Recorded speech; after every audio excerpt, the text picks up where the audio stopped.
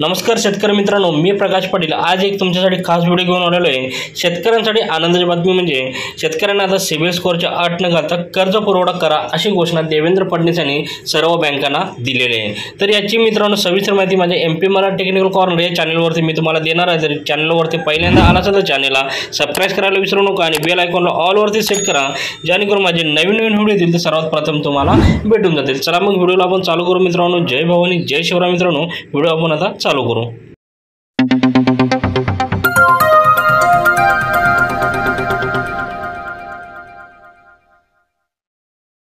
मुख्यमंत्री देवेंद्र फडणवीस यांनी बँकांना चांगलंच फटकारलंय। शेतकऱ्यांना सी बिल मागू नका असं मुख्यमंत्री म्हणतायत। राज्यस्तरीय बँकर्स समितीच्या बैठकीमध्ये मुख्यमंत्र्यांनी नाराजी व्यक्त केलेली आहे। वारंवार सांगितलं तरी तुम्ही शेतकऱ्यांना सिबिल का मागताय? ॲक्सिस, आयसीआयसीआय, एचडीएफसी बँकांना मुख्यमंत्र्यांनी फटकारलंय। तुम्हालाच हे गांभीर्यानं घ्यावं लागेल अशा सूचना मुख्यमंत्र्यांनी या बँकांना केलेल्या आहेत। रिझर्व्ह बँकेनं सुद्धा स्पष्ट केलंय की जर कोणती बँक शाखा सिबिल मागत असेल तर त्या शाखेवर कारवाई करण्यात येईल। नमस्कार शेतकरी मित्रांनो, शेतकऱ्यांना सिबिल स्कोअरच्या अट न घालता कर्ज पुरवठा करा मुख्यमंत्री देवेंद्र फडणवीस काल झालेल्या बैठकीमध्ये घोषित केलेलं आहे। कृषी कर्ज पुरवठ्यावरून मुख्यमंत्री बँकांना ताकीद। सन 2025-2026च्या 44,76,804 कोटीचा पतपुरवठा आराखड्यास मंजुरी दिलेली आहे शेतकऱ्यांसाठी। तर याच्यामध्ये काल झालेल्या बैठकीमध्ये काय चर्चा झाली ते आपण पाहणार आहे। शेतकऱ्यांना कृषी कर्जाचा पुरवठा झाला नाही तर त्याचे दुष्परिणाम अर्थव्यवस्थेसोबतच शेतकऱ्यांवरही होतात, त्यामुळे शेतकऱ्यांना सिबिल स्कोअर मागू नका।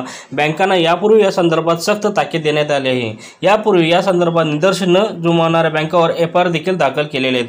रिझर्व्ह बँकेने सुद्धा कृषी कर्जाबाबत स्पष्टता दिलेली आहे। जर कोणती बँक शाखा सिबिल स्कोअर मागत असेल तर त्या शाखेवर कारवाई करण्यात येईल असे मुख्यमंत्री देवेंद्र फडणवीस यांनी सांगितले। तसेच कृषी कर्ज पुरवठा वाढवण्यासाठी राष्ट्रीय बँकेने विशेष प्रयत्न करून यंदाच्या वर्षी दिलेले उद्दिष्ट पूर्ण करावे असे निदर्शनास मुख्यमंत्री फडणवीस यांनी सांगितलेले।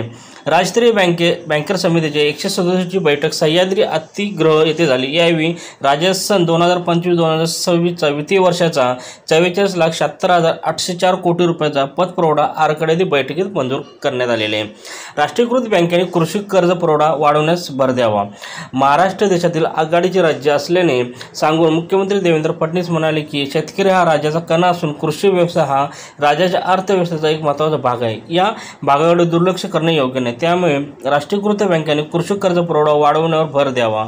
हवामान विभागाने यंदा चांगल्या पावसाचा अंदाज व्यक्त केला। या पार्श्वभूमीवर बँकेने शेतकऱ्यांना अधिक सहकार्य करावे। चांगला पाऊस झाला किंवा कृषी विकास दर चांगला असतो याचा लाभ बँकांनी घ्यावा आणि शेतकऱ्यांनाही द्यावा। कृषी क्षेत्रामध्ये सध्या गुंतवणूक धोरण राबविण्यात येत आहे, त्यामध्ये बँकांची भूमिका महत्त्वाची असून त्यांनी त्या गुंतवणुकीमध्ये सहभागी व्हावे।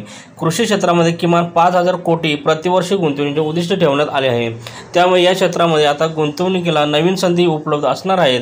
त्यामुळे बँकांनी शेतकऱ्यांना जास्तीत जास्त पतपुरवठा करावा, त्याच बँकांना फायदा होणार आहे।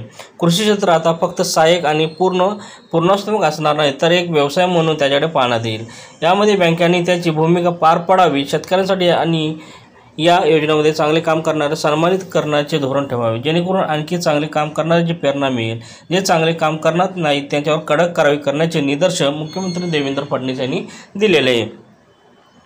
तर पर्यटन सेवा क्षेत्राने स्टार्टअप बँकांनी लक्ष केंद्रित करायचं आहे। तर त्याच्यामध्ये काय सांगितलेलं आहे, मुख्यमंत्री फडणवीस म्हणाले की महाराष्ट्र अर्धा ट्रिलियन अर्थव्यवस्थेचा टप्पा पार केला असून 1 ट्रिलियन अर्थव्यवस्थेचा होण्याकडे वेगाने वाटचाल चालू आहे। 1 ट्रिलियन अर्थव्यवस्था होण्यामध्ये बँकांची भूमिका महत्त्वाची आहे। थेट परकीय गुंतवणुकीमध्ये महाराष्ट्र प्रथम क्रमांक आहे। दावसूरमध्ये राज्यात 16 लाख कोटीची थेट गुंतवणूक झालेली आहे। महाराष्ट्र आता स्टार्टअप राजधानी म्हणून ओळखली जाणार आहे। तर बँकेने त्याचे प्राधान्य क्रमांक सरकारच्या सोबतीने ठरवला समग्र करायचा आहे। मुख्यमंत्री फडणवीस म्हणाले की FPO महाराष्ट्र मोठ्या संख्येने आहेत। कृषी क्षेत्राच्या विकासामध्ये ते महत्त्वाची भूमिका बजावू शकतात। बँकांनी गडचिरोली अधिक लक्ष केंद्रित करावे। कृषी कर्ज पुरवठ्याचे 100% उद्दिष्ट पूर्ण करावे उपमुख्यमंत्री एकनाथ शिंदे यांनी पण सांगितलेले आहे। उपमुख्यमंत्री एकनाथ शिंदे म्हणाले की कृषी कर्ज पुरवठ्याचा विषय बँकांनी गांभीर्याने घ्यावा, तर कृषी कर्ज पुरवठा 100% उद्दिष्ट पूर्ण करावे। उद्योजकांना विशेषतः महिला उद्योजकांना बँकांनी सहकार्य करावे। महामुंबई क्षेत्रात कर्ज पुरवठा वाढवण्यावर भर द्यावा। या क्षेत्रात विकासाच्या मोठ्या संधी असल्याचे उपमुख्यमंत्री एकनाथ शिंदे यांनी सांगितलेले आहे। तर मित्रांनो, आजच्या व्हिडिओमध्ये मी तुम्हाला थोडक्यात माहिती दिलेली आहे शेतकऱ्यांविषयी। तर व्हिडिओ आवडला असेल तर नक्की शेअर करा आणि आणि चॅनलवरती पहिल्यांदा आला असेल तर चॅनलला सबस्क्राईब करायला विसरू नका आणि बेल आयकॉनला ऑलवरती सेट करा, जेणेकरून माझे नवीन व्हिडिओ येतील ते सर्वात प्रथम तुम्हाला भेटून जाईल. चला मग भेटू आपण पुढच्या व्हिडिओमध्ये. जय भवानी, जय शिवराय मित्रांनो.